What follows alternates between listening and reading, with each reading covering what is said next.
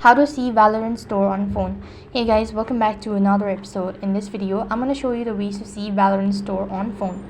So in order to see the Valorant store on phone, you just have to follow the steps. First of all, you just have to go and open up your Play Store, and on the search box you need to type in Valorant tracker.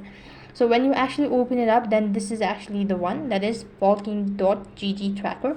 You're going to press the install button and wait for the application to be installed.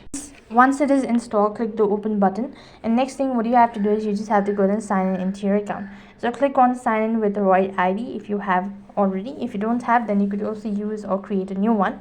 Now type in your credential, or you could also go ahead and sign in with your Google account or Facebook or Xbox, whichever is convenient for you. I'm gonna go with the Google account, and when I've actually selected the account, next moving on, you just have to click the continue button, and then it's going to take you to the official page where you can go ahead and click on link existing account. After that, you can select either one of it, Facebook or whatever. Then you can see the Valorant store on your phone.